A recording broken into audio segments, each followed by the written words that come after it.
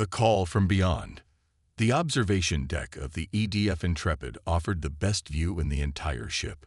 Captain Maya Chen often found herself there during the quiet hours between shifts, staring into the vast emptiness of space. 200 years of isolation had turned humanity inward, but Maya had never stopped looking to the stars. "Captain, we've picked up something unusual." Commander Eli Reeves's voice came through her comm unit, breaking the silence. "Define unusual, Commander," Maya replied, already moving toward the bridge. "A signal, ma'am. Not one of ours." Maya's steps faltered momentarily before she quickened her pace. In 2 centuries of self-imposed quarantine from the rest of the galaxy, the Earth Defense Fleet had never encountered an alien transmission that penetrated their outer perimeter. The implications were staggering.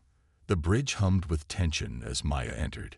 Screens displayed data streams and star charts, but all eyes were on her. Commander Reeves stood by the central console, his face grim. "Show me," Maya ordered. The main view screen flickered, displaying a waveform pattern pulsing with an irregular rhythm. Beneath it, the ship's AI had already begun translation attempts. "It came through on all frequencies," Reeves explained, "repeating every 12 minutes for the past hour. Origin point is approximately 27 light-years from our position, in the Carina sector." Maya studied the pattern.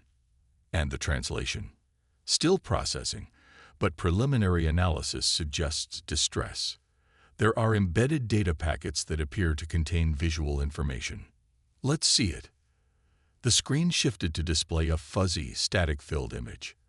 The creature on screen was vaguely humanoid. 4 limbs, a central body mass, and what appeared to be a head. But the similarities ended there. Its skin shimmered with a metallic blue-green iridescence, and multiple pairs of compound eyes dominated its face.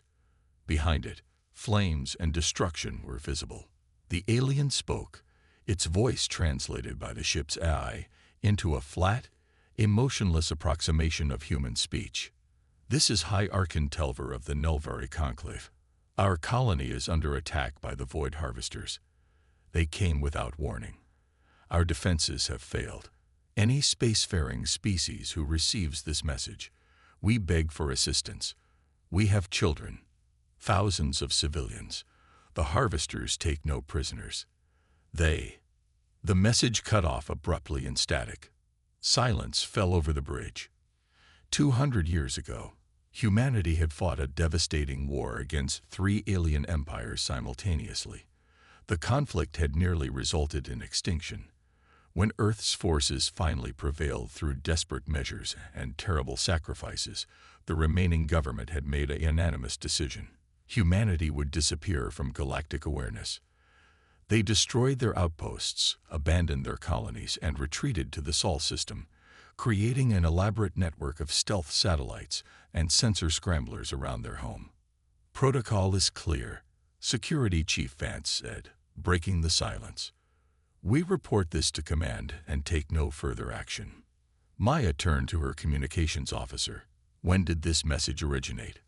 "Based on signal degradation and distance, approximately 17 days ago, Captain." 17 days. If the aliens' plea was genuine, their colony might already be destroyed. But if it wasn't, the isolation protocol exists for a reason, Captain, Vance pressed. "We expose ourselves. We risk everything. Command will never authorize intervention."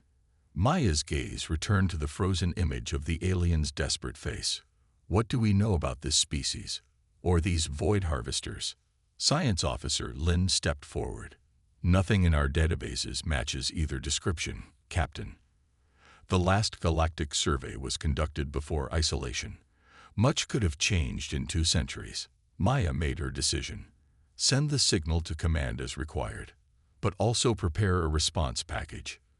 Basic identification protocols, universal peace signals. If command authorizes contact, I want to be ready." "And if they don't?" Reeves asked quietly. Maya met his eyes, saying nothing. He nodded slightly, understanding passing between them. Command's response arrived 6 hours later.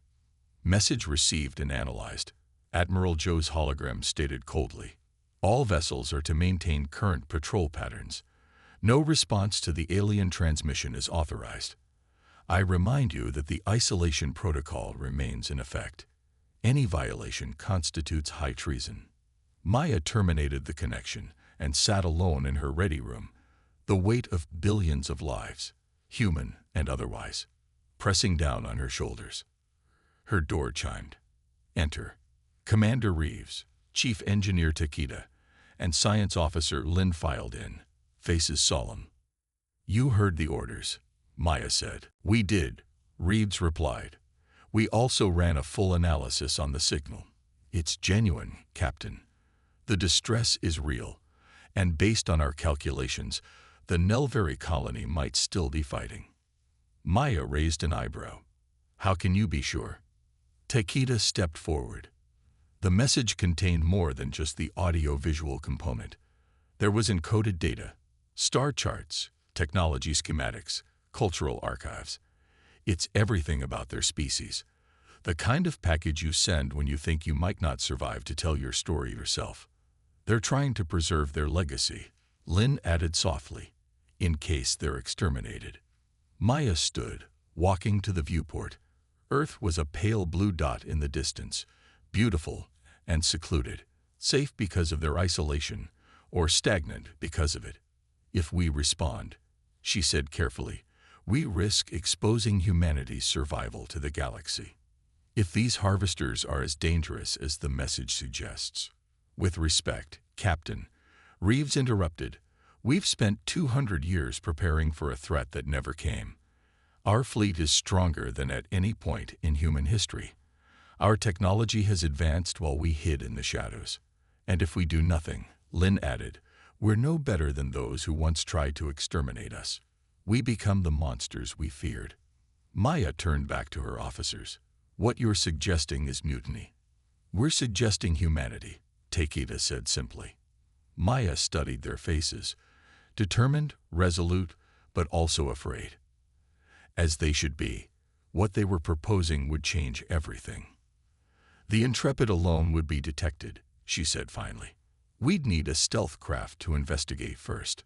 Something small enough to avoid detection, but armed enough to defend itself if necessary." Relief flooded their expressions. "The Phantom is prepped and ready in Bay 3, Reeves said. "Completely off the books." Maya smiled slightly. "You were that certain of my decision." "We were certain of your humanity, Captain," Lin replied. 24 hours later, the Phantom detached from the Intrepid's underside, its advanced stealth systems rendering it nearly invisible against the backdrop of space. Maya had selected a small crew, herself, Reeves, Lin, Takeda, and combat specialist Zhang, leaving the Intrepid under temporary command with orders to report their routine patrol to headquarters. Course set for the Nelveri coordinates, Reeves confirmed from the pilot's seat. ETA 72 hours at maximum FTL. "Proceed," Maya ordered, knowing that with each light year they traveled, the possibility of returning to their old lives diminished. The journey passed in tense silence, broken only by routine status reports and theoretical discussions about what they might find. The Phantom's small confines forced proximity, but none complained. They understood the stakes. "Approaching target system," Reeves announced finally. "Dropping to sublight in 3, 2, 1. The view screen adjusted as the ship decelerated, stars transforming from streaks back into distant pinpoints of light. Before them lay a solar system with a yellow-orange star at its center and several orbital bodies. "Life signs?" Maya asked. Lin bent over her scanner, detecting significant electromagnetic activity on the fourth planet, consistent with an industrialized civilization, but also weapons fire. "The battle is still ongoing, Captain." "Multiple ships in orbit," Jean reported from Tactical. "Large vessels with energy signatures unlike anything in our database. They're bombarding the planet's surface." The Phantom's sensors displayed the devastating scene. Massive, angular ships hung in orbit around a blue-green world. Weapons fire rained down, creating expanding circles of destruction visible even from space. Smaller craft were attempting to flee the planet, only to be systematically destroyed by the attackers. "Those must be the Void Harvesters," Maya said grimly. "What about Nelvari survivors?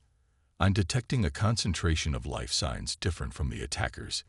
In this region." Lin indicated a mountainous area on the planet's southern continent. "They appear to be sheltering in a fortified position, but it's being heavily targeted."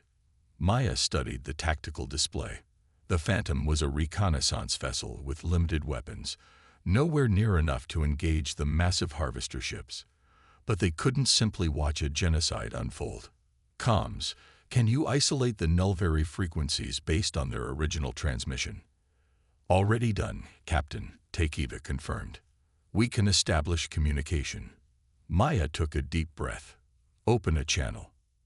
After a moment of static, the view screen flickered to life.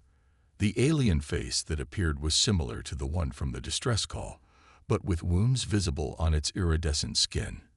Its compound eyes widened at the sight of Maya. "This is Captain Maya Chen of the Earth Defense Fleet. We received your distress call. We've come to help." The alien spoke, its translator struggling with the unfamiliar language. "Earth.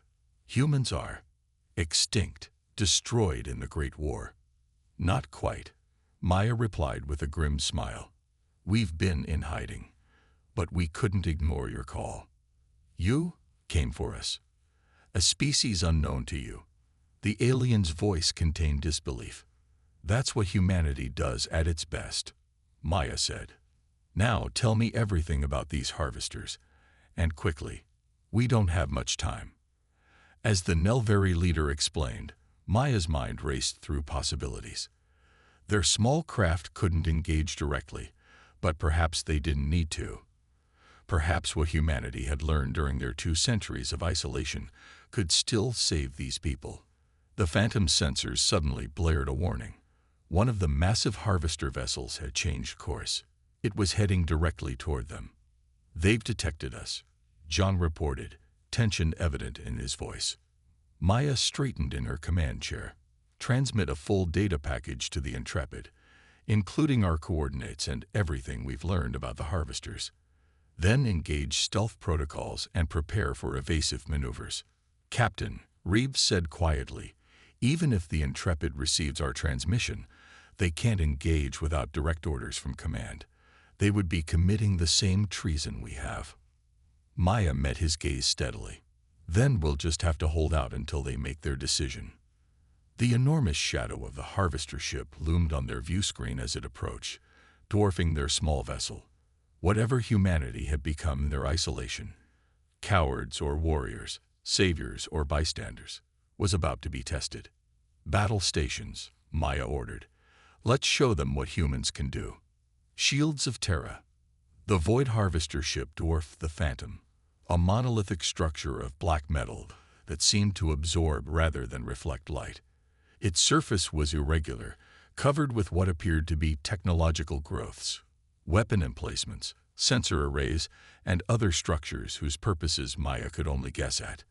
"Evasive pattern Delta," Maya ordered. "Keep our profile minimal." Reeves's hands flew across the controls as the Phantom darted beneath the massive vessel, using its own bulk as cover from its sensor arrays. "They're scanning on all bands," Lin reported. "Our stealth systems are holding, but barely. Their technology is remarkable." Maya watched the tactical display. The harvester ship was methodically sweeping the area, clearly aware something had been detected but unable to pinpoint their location. "What's the status of the Nelvari stronghold?" she asked. Lin studied her readings. "Still holding, but their shields are failing.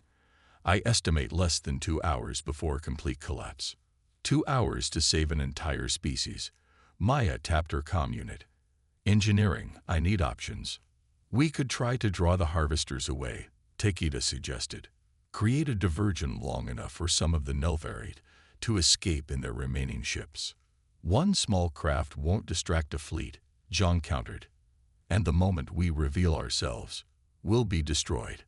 Maya studied the harvester ship, Something about its configuration nagged at her, a memory from her military history studies. "These ships, they remind me of the Kralthi dreadnoughts from the Great War," she said slowly. "Similar design philosophy, overwhelming firepower, minimal point defenses, reliance on size and intimidation. The Kralthi were defeated at the Battle of Proxima Centauri," Reeves recalled. "Their ships couldn't track smaller, faster vessels." Maya nodded, "and they were vulnerable to electromagnetic disruption." A plan began forming in her mind. Desperate, perhaps suicidal, but their only option. "Takeda, do we still have those experimental EMP mines in the cargo hold? The ones Command ordered destroyed last month?" A slow smile spread across the engineer's face. "Technically, they were scheduled for decommissioning. I may have delayed the paperwork." "Excellent. Here's what we're going to do." The plan came together quickly. The Phantom would place EMP mines at strategic points around the largest harvester vessel, then trigger them simultaneously, hopefully disabling its systems long enough for the Nelvari to evacuate their survivors. It was risky. The mines might not affect the alien technology, or might not be powerful enough to penetrate their shields. "What about the other harvester ships?" Zhang asked. "There are at least 5 more in orbit." "One problem at a time," Maya replied. "If we can disable their flagship, it might create enough confusion for us to make a difference."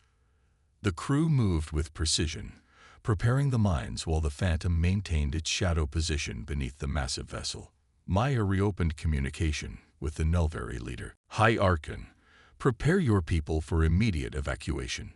When we give the signal, you'll have a brief window to launch your remaining ships. The harvesters will destroy us the moment we leave our shields," the alien protested. "Not if they can't see you," Maya replied. "Trust me." As the Phantom maneuvered silently into position, deploying its deadly payload 1 mine at a time, Maya couldn't help but wonder if she was leading her crew to their deaths for nothing. 2 centuries of isolation had left humanity with plenty of theories about alien civilizations, but precious little practical experience. "Final mine deployed," Takeda reported. "Ready to detonate on your command." Maya took a deep breath. "All hands, brace for impact. Detonate in 3, 2, 1. The mines exploded simultaneously, sending pulses of electromagnetic energy washing over the harvester flagship. For a heartbeat, nothing seemed to happen. Then systems across the massive vessel began shutting down. Lights flickered and died. Weapon ports closed. The ship began to drift. "It worked," Lin exclaimed. "Their systems are offline." "For how long?" Maya demanded. "Unknown. Their technology is different enough from ours that I can't make an accurate prediction. Minutes at least, possibly longer." "That's our window. Signal the Nelvari. They launch now." On the planet below, the remaining Nelvari ships began rising from their mountain fortress, a desperate exodus of civilian vessels never designed for combat. The other harvester ships, momentarily confused by the sudden silence from their flagship, hesitated. "They're moving to intercept," Zhang mourned as the harvester fleet began to react to the escaping ships. "Target their sensor arrays," Maya ordered. "We may not be able to destroy them, but we can blind them." The Phantom darted from beneath the disabled flagship, weapons firing with precision at the nearest harvester vessel. Their shots struck true, damaging external sensors just as the swarm of Nelvari ships passed beneath. "The civilian ships are making it through," Lin reported excitedly. "They're heading for the system's edge." But their success was short-lived. The disabled flagship systems began reactivating, faster than anticipated. The other harvester vessels were adjusting their tactics, compensating for their damaged sensors. "They've detected us," Reeves announced grimly. "All harvester vessels are converging on our position." Maya had expected this. "Begin transmission of all tactical data we've gathered on the harvesters. Broadcast on all frequencies. If we don't make it back, Earth needs to know what they're facing." As the Phantom executed evasive maneuvers, the situation grew increasingly dire. They were outgunned, outnumbered, and running out of tricks. A direct hit caused the ship to lurch violently. Shield capacity at 47%, Takeda reported. Another hit like that, and we're done. Maya gripped her command chair. Status of the Nelvari evacuation. About 60% of their ships have cleared the orbital blockade, Lin answered. The rest are still vulnerable. Not good enough. Maya couldn't accept sacrificing her crew only to save part of the Nelvari population. But their options were dwindling by the second. Suddenly, the tactical display lit up with new contacts, dozens of them, emerging from FTL at the system's edge. Unknown vessels approaching, John reported, tension in his voice. Configuration: Earth Defense Fleet. The view screen confirmed it. A battle group of 20 EDF vessels, led by the Intrepid, was advancing into the system in attack formation. Commander Vance's voice came through the comm system. Captain Chen, this is the Intrepid. We received your data package. Admiral Zhao sends his regards and his apologies. The isolation protocol has been temporarily suspended. We are authorized to engage. Relief washed over Maya. Acknowledged, Intrepid. We've got civilian ships trying to evacuate. They need cover. Understood, Captain. We've brought something special for these harvesters. The Earth fleet deployed with practiced precision. Unlike the Phantom, these were full combat vessels, equipped with the most advanced weapons humanity had developed during their long seclusion. They moved into a protective formation around the fleeing Nelvari ships, while the larger vessels engaged the harvesters. What are they doing? Lin asked, watching as the Earth vessels projected what appeared to be an energy field between themselves. The Shield of Terra, Takeda breathed in awe. It's only theoretical, a unified defense grid that can be established between multiple ships. I didn't think it had been implemented yet. The harvester weapons fired, their energy beams striking the interconnected shield. Instead of penetrating, the energy was absorbed, redistributed, and redirected back at the attacking vessels. The shield doesn't just block attacks, Maya explained, watching as a harvester ship reeled under its own redirected firepower. It learns from them, adapts, and turns them against the attacker. The more they fire, the stronger it gets. The battle's tide turned quickly. The harvesters, accustomed to overwhelming their victims with superior firepower, found themselves facing an enemy that used their own strength against them. One by one, their massive ships were disabled or destroyed. Captain, we're being hailed by the Nelvari flagship, Reeves reported. The screen displayed High Archon Telver, his iridescent skin gleaming with what Maya now recognized as an expression of profound emotion. Captain Chen of Earth, he said, his translator better calibrated now. You have saved my people when no one else would even answer our call. The Nelvari Conclave owes humanity a debt that can never be repaid. No debt is necessary, Maya replied. We know what it means to face extinction, to be vulnerable in a hostile galaxy. Yet you risked your own species' safety to help strangers, Telver observed. This is unprecedented in our experience. Perhaps it shouldn't be, Maya said quietly. After the battle, the Earth fleet gathered the surviving Nelvari ships under their protection. The full extent of the aliens' losses became clear. Their homeworld was gone, destroyed years earlier by the harvesters. The colony they had tried to defend had been their last major settlement. Of a population that once numbered in the billions, only a few 100,000 remained. Aboard the Intrepid, Maya met with Admiral Zhao via secure transmission. His normally stern face was thoughtful. The Security Council has reviewed your actions and the data you gathered on these void harvesters, he said. Their technology, while advanced, can be countered by our defense systems. More importantly, they appear to be expanding aggressively through this sector of the galaxy. They would have eventually discovered us, Maya concluded. Zhao nodded. That was the Council's assessment as well. Your insubordination has been retroactively classified as a sanctioned reconnaissance mission. Maya allowed herself a small smile. Very generous of them. What's your assessment of these Nelvari? Zhao asked, changing the subject. Peaceful. Advanced in some areas, particularly biotechnology. They've been running for generations, preserving what remains of their civilization. They pose no threat to Earth. And what do you propose we do with them? Maya had been considering this question since the battle ended. They need sanctuary, a place to rebuild. We have uninhabited planets in the Sol system that could support their physiology with minimal terraforming. Zhao's eyebrows rose. You're suggesting we invite an alien species into our home system, after 2 centuries of isolation. I'm suggesting we remember what humanity stands for, Maya replied firmly. Or at least, what we should stand for. The Admiral was silent for a long moment. I'll present your recommendation to the Council. In the meantime, you're ordered to escort the Nelvari fleet to Proxima Centauri. We'll establish a temporary settlement there while negotiations continue. After the transmission ended, Maya stood on the observation deck once more, watching as the fleet prepared for departure. Commander Reeves joined her, standing in companionable silence for a while. You know, he finally said, when we first picked up that distress signal, I never imagined it would end with humanity re-entering galactic politics. Maya smiled. Sometimes the right thing and the necessary thing are the same. The harvesters will be back, Reeves cautioned. They lost this battle, but their empire seems vast. We may have started a war.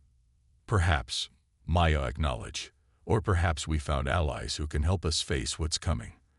The galaxy is changing, Eli. Isolation was never going to protect us forever. On the view screen, the joint fleet of human and Nelvari vessels prepared for FTL jump, a sight unseen in human history. 2 species, traveling together toward an uncertain future. Whatever came next would not be easy, but as Maya watched the stars stretch into streaks as they accelerated, she felt something humanity had nearly forgotten in their long isolation. Hope. Earth had answered a distant call for help, and in doing so, had perhaps saved not only the Nelvari, but themselves as well. The shields of Terra had held, not just the technological marvel that had turned the tide of battle, but the shields of compassion, courage, and common cause that had once been humanity's greatest strengths. They were returning to the galaxy at last, not as conquerors or victims, but as shields against the darkness. And Maya knew, watching the Nelvari ships flying alongside their own, that it was exactly where humanity belonged.